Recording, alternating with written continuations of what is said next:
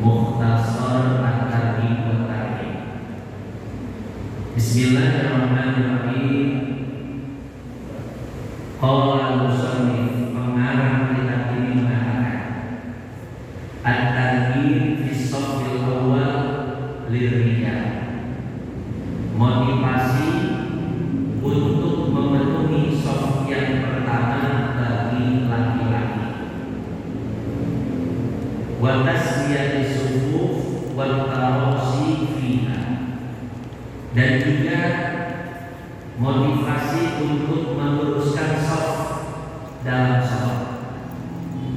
Jadi tidak hanya cukup lurus, tapi juga harus rapat. Nanti kita jelaskan ya, apa ukuran lurus shaf sholat dan bagaimana ukuran rapatnya. Kira-kira rapat dalam shaf itu harus nempel kaki, nempel badan, atau tidak usah ya. Nanti akan kita jelaskan. Wa fadli man wasalaha wa sadda furjaha. Dan keutamaan orang yang merapatkan shaf dan yang menutup atau menempati celah-celah di dalam shaf tersebut. Wa fadli ma ya'inna illa lillahi qalatil mayasir. Dan keutamaan mengisi shaf sebelah kanan. Wa fadli man ta'akhkhara khasyata an yudhiya aw taqaddam. Dan keutamaan orang yang tidak berebutan shaf karena takut mengganggu orang yang berada dalam shaf tersebut. Titik. Ini judulnya cukup panjang, tapi judul-judul tersebut merupakan intisari dari hadis-hadis yang akan kita baca pada kesempatan kali ini. Hadis yang pertama, Anil Irbad bin Sariyah radhiyallahu anhu. Diriwayatkan dari sahabat Nabi yang bernama Al-Irbad. Siapa nama bapaknya? Bin Sariyah, yaitu Sariyah. Namanya kalau di Indonesia ini misalkan nama perempuan Sariyah, tapi padahal ini laki-laki. Jadi kalau menyebut nama orang Arab itu harus disebutkan nama bapaknya juga ya. Seperti yang sering saya jelaskan. Karena nama orang Arab itu cuma satu kata. Contoh, nama Abdullah saja banyak sekali. Ada Abdullah bin Abbas, Abdullah bin Umar, Abdullah bin Mas'ud, Abdullah bin Amr, Abdullah bin Talha, Abdullah bin Zubair, Abdullah bin Rawah, dan Abdullah yang lainnya. Makanya harus disebut binnya. Utsman saja banyak, Pak. Utsman bin Affan, Utsman bin Mas'ud, Utsman bin Hunayf, dan lain sebagainya. Abdurrahman juga banyak, Abdurrahman bin Auf, Abdurrahman bin Sabar, Abdurrahman yang lainnya. Maka nama orang Arab itu harus disebutkan nama bapaknya. Beda dengan nama orang Indonesia, panjang-panjang banget kalau orang Indonesia namanya. Jadi nggak perlu disebut nama bini dan kawan. Dari sahabat Nabi yang bernama Al-Irbad, anak dari Sariyah radhiyallahu anhu, semoga Allah meridhoinya. Di dalam ilmu balaghah ini ilmu sastra Arab yang mencakup 3 ilmu bayan, ma'ani, dan tadi. Di dalam ilmu balaghah radhiyallahu anhu itu termasuk qadariyatul lafzh irsyadiyatul makna. Secara lafaz berbentuk khabar, informasi, karena pakai fi'il madhi, tapi maknanya adalah doa. Makanya cara mengartikannya adalah semoga Allah meridhoinya ya. Ini kalau untuk sahabat. Kalau untuk para para ulama bisa menggunakan rahimahullah.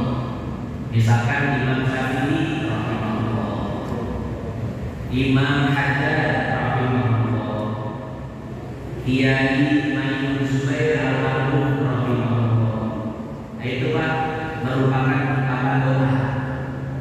Kalau untuk orang hidup kalimatnya hafizullah, artinya semoga Allah menjaganya. Ya. Misalkan Ustaz Haji Abdul Muthalib nama saya, ketika kita menyebut namanya karena beliau guru kita, maka sebut hafizullah. Itu kalimat doa, semoga Allah menjaganya.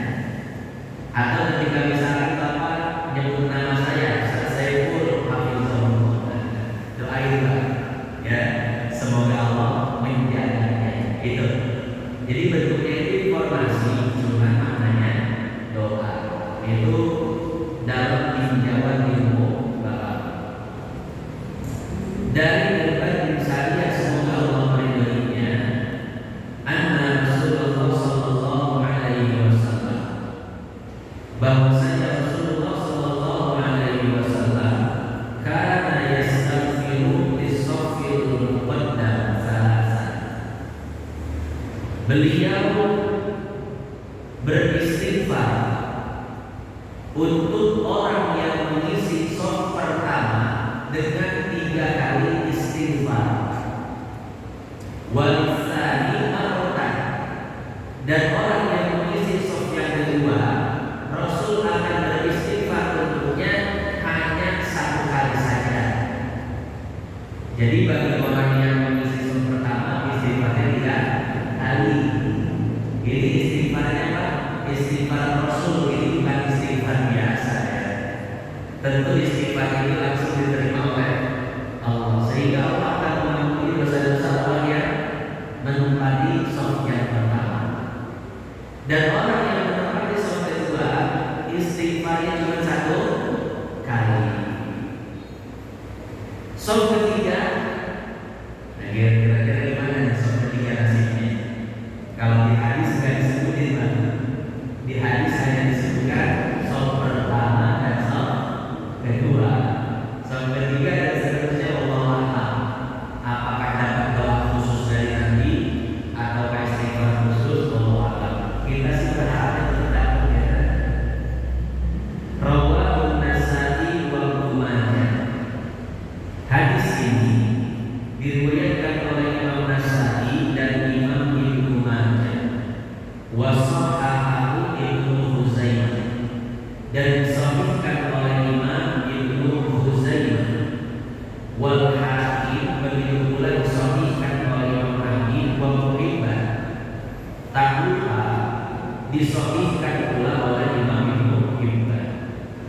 Walau suhu, dan matan hadis yang ada dalam riwayat Ibnu Hibban, kana yusalli ala shafil muqaddam salasan. Rasul akan mendoakan. Kalau tadi kan mengistighfarkan, di dalam riwayat lain disebutkan akan mendoakan, bukan hanya mengistighfarkan. Bagi orang yang mengisi shaf pertama sebanyak 3 doa untuknya. Wa anasani wa hidayah, dan orang yang mengisi shaf kedua akan mendapatkan doa dari Nabi hanya 1 kali saja. Wa fi riwayat Nasa'i, dan di dalam riwayat Imam Nasa'i, al-shafil awal marratain, bagi shaf pertama akan mendapatkan 2 doa dari Nabi sallallahu alaihi wasallam. Hadirin jamaah yang dimuliakan Allah, itulah hadis yang akan kita bahas pada kesempatan kali ini. Jadi hadis ini ditinjau dari statusnya merupakan hadis sahih. Artinya apa? Ini hadis merupakan hadis yang informasinya valid. Artinya 99% ini berasal dari Nabi Sallallahu Alaihi Wasallam, dan ini dapat dipertanggungjawabkan baik sebagai sandaran akidah, sandaran hukum,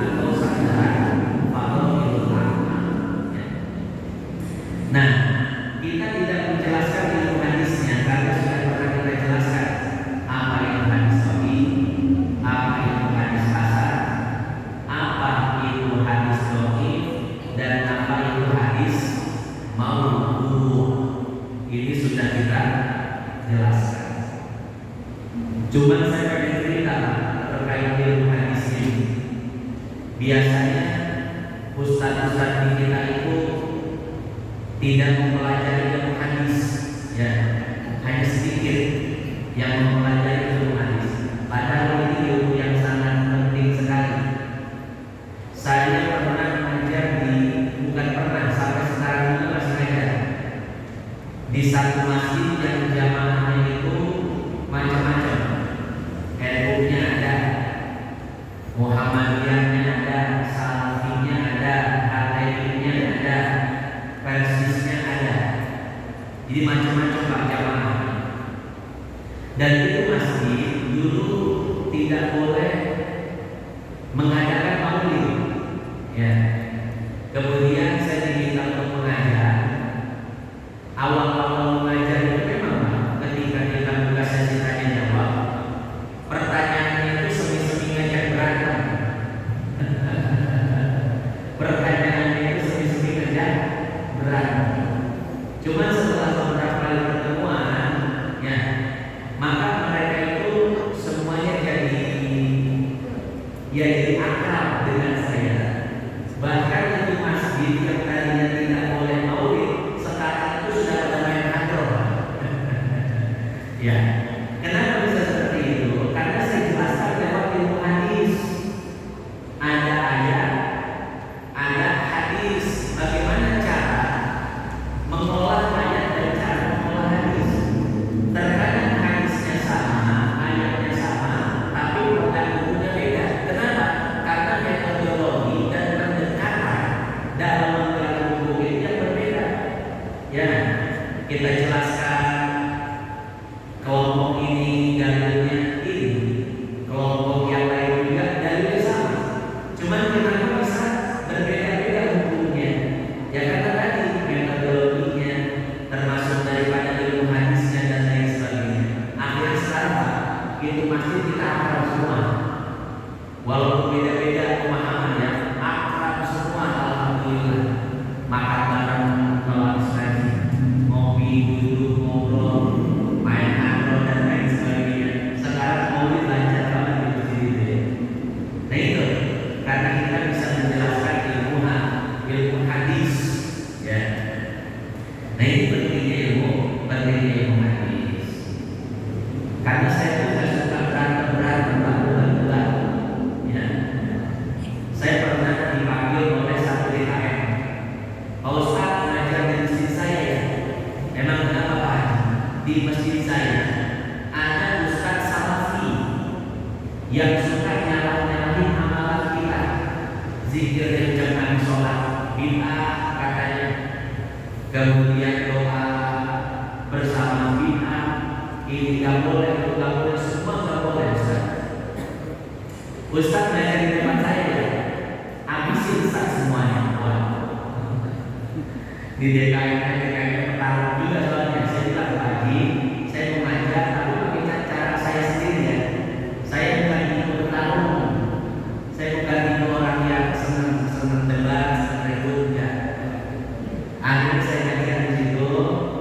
Memang di situ ada Ustaz Salafinya. Ya udah kita pakai Ibnu Taimiyah, pakai Ibnu Qayyim Jauziyah, pakai Syekh bin Baz, Syekh Muhammad bin Shalih Al-Utsaimin, pakai ulama-ulama Salafi. Kita terangkan titik temunya di mana, dalilnya, metodologi ilmu hadis seperti apa. Alhamdulillah. Sekarang Ustaz Salafi itu jadi MC maulid. Ya. Artinya ya cukup diberi pemahaman saja, orang itu akan ngerti. Gak usah kita ribut dengan orang yang cuman berbeda dalam masalah butuh atau tidak, mau atau tidak, tahlilan atau tidak. Malu Pak, orang Islam dari dulu cuma ngurusin begitu. Dan tidak kita ulama-ulama kita itu udah fokus untuk mengislamkan dunia. Dakwah di Amerika, dakwah di Eropa, dakwah di Jepang. Sekarang Jepang itu malah ramai orang masuk Islam, betul nggak? Bangunan masjid di mana-mana, malu tidak? Orang-orang dakwah sudah go internasional memperkenalkan Islam.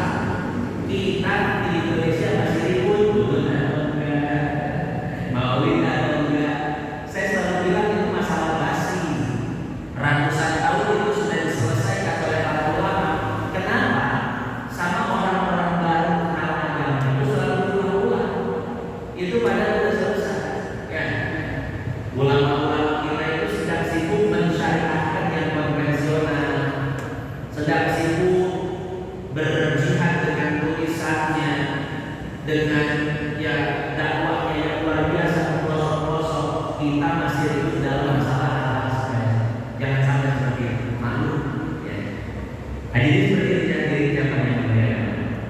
Baiklah, sekarang kita masuk pembahasan tentang keutamaan soft pertama. Jadi begini, kita bisa lihat misalkan di dalam kitab-kitab ini seperti Hasyiah Al-Wujudi. Hasyiah Al-Wujudi ini merupakan hasyiah dari kitab Fathul Qorib. Ini anak-anak pesantren pasti tahu lah kitab Fathul Qorib. Syarah dari matan Buya Takrib. Ini takribnya dikarang oleh Imam Ahmad bin Husain Al-Asbihani. Kemudian Fathul Qoribnya oleh Al-Imam Ibn Qasim Al-Ghazi. Hasyiahnya Syekh Ibrahim Al-Bajuri. Atau bisa dilihat di dalam kitab-kitab syarah hadis seperti misalkan kitab yang ditulis oleh Al-Imam Asy-Syaukani. Nama kitabnya itu saya punya di rumah.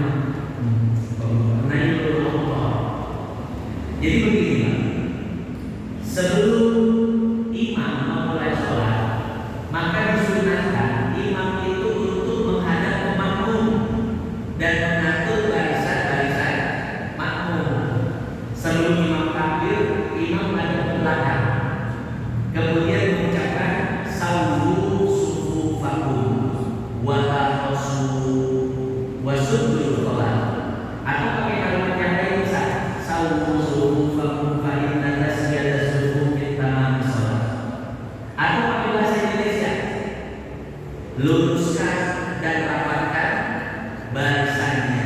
Isi soft yang masih kosong. Bapak ada sebelah sini yang sebelah sini ada majuan. Ini masih bisa diisi oleh anak kecil. Oh yang masuk satu lagi. Jadi benar-benar diatur. Dan itu merupakan sunnah Nabi. Nabi setiap kali mau memulai sholat, beliau itu dia belakang makmum, diatur sama Nabi.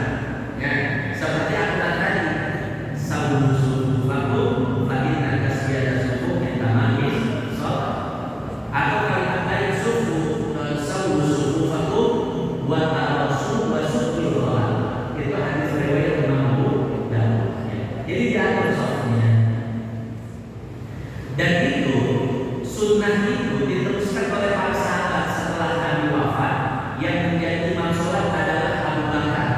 Sama Abu Bakar melakukan itu. Sebelum takbir, Abu Bakar menengok ke belakang. Dia atur sholat dan dia mengucapkan persis seperti apa yang diucapkan oleh Nabi. Sawwu sufufakum sampai akhir. Begitu pula sunnah itu diteruskan oleh Umar bin Khattab. Bahkan Umar bin Khattab juga meluruskan saf nggak pakai ngomong. Beliau cuma keluarin pendahuluan, di garis. Zaman dulu kan sholat di atas tanah, belum ada mobil, apalagi karpet seperti kita. Kita percaya ya. Jadi kita cuma ngikutin barisan karpet aja, bisa lurus. Zaman dulu belum ada.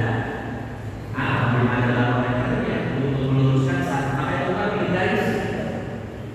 Kemudian yang pedang. Oh itu sahabat ada yang berani bolak belok dari garis tersebut. Semuanya lurus.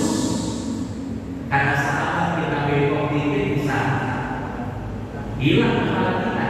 Ya, lalu masya Allah. Ini Umar bin Khattab itu orang yang paling ditakuti oleh jin dan manusia. Ketika sahabat Nabi hijrah dari Mekah ke Madinah, semua sahabat hijrah itu sembunyi-sembunyi. Ada yang pura-pura berlalu kaki, ada yang berlalu sembunyi-sembunyi. Kenapa? Hijrah itu taruhan nyawa. Kalau ketahuan hijrah oleh orang kafir Quraisy, maka akan ditangkap, disiksa, bahkan bisa dibunuh. Jadi taruhan nyawa. Maka semua sahabat hijrah itu sembunyi-sembunyi, kecuali Umar bin Khattab. Umar bin Khattab itu, ya, sebelum beliau hijrah dari Mekah ke Madinah, beliau berdiri di depan Ka'bah, di hadapan orang-orang kafir Quraisy. Apa yang dikatakan Umar? Wahai orang-orang kafir Quraisy, hari ini Umar akan pergi berhijrah ke Madinah. Barang siapa yang ingin istrinya menjadi janda,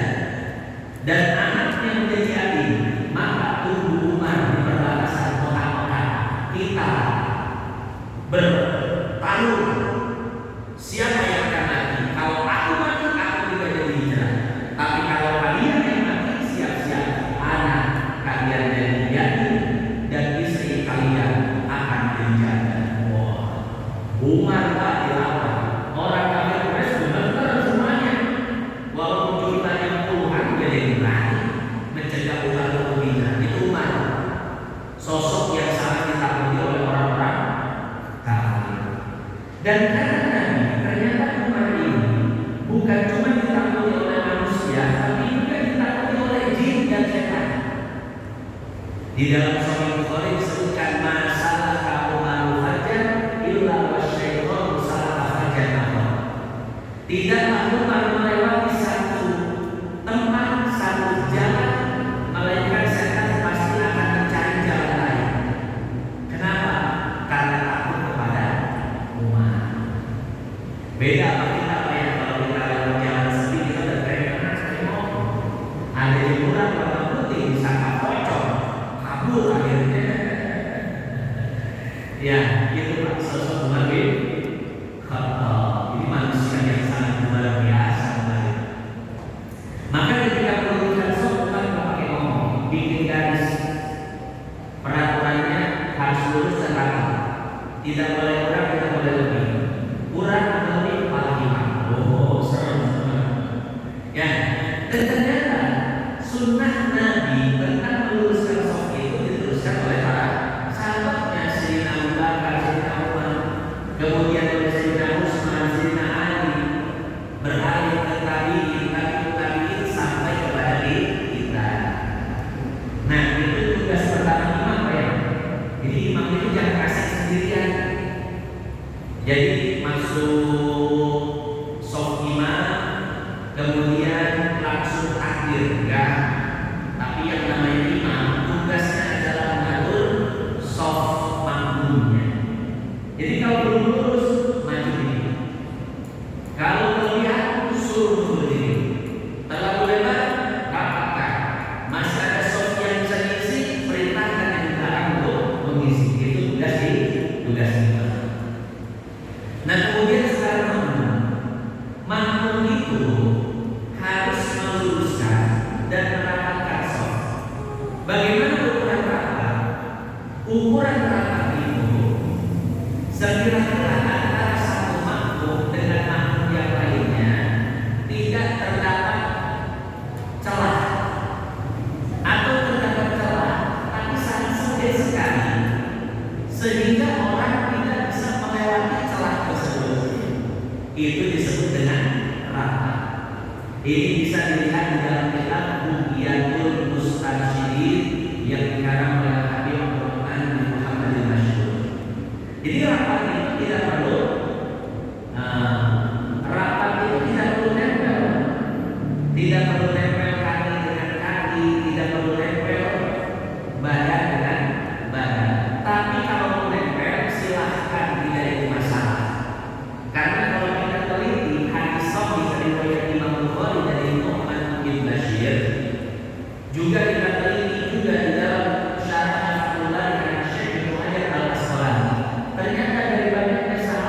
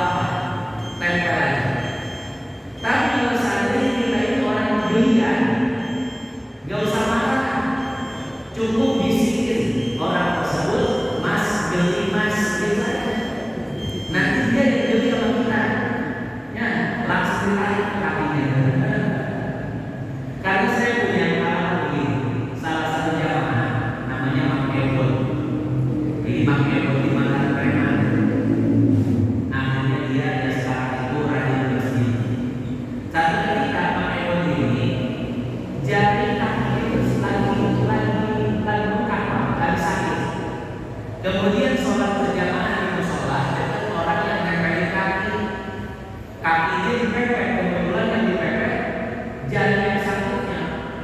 Karena mana preman, akhirnya apa? Ketika kesel, jiwa premannya bangkit lagi, itu orang ditendang kakinya.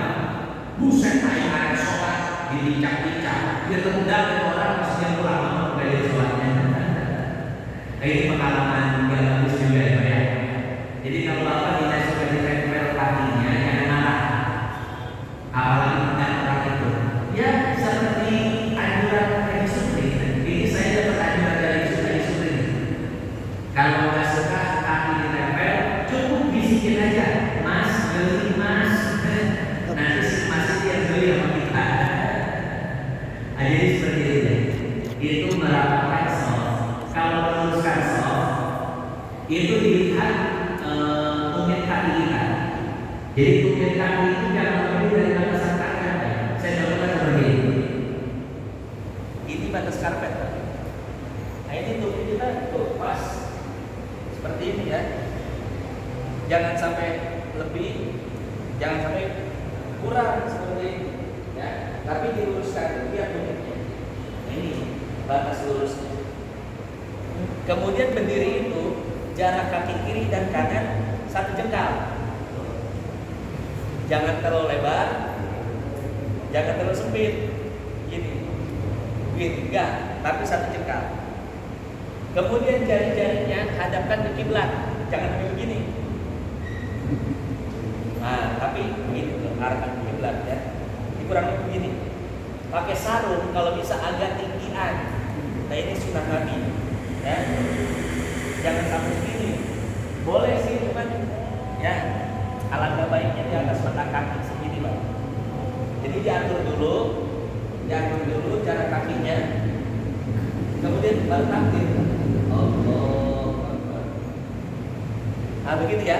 Jadi diatur dulu kakinya, jaraknya, posisinya, kemudian lurus atau tidaknya, rapat atau tidaknya, baru takbir.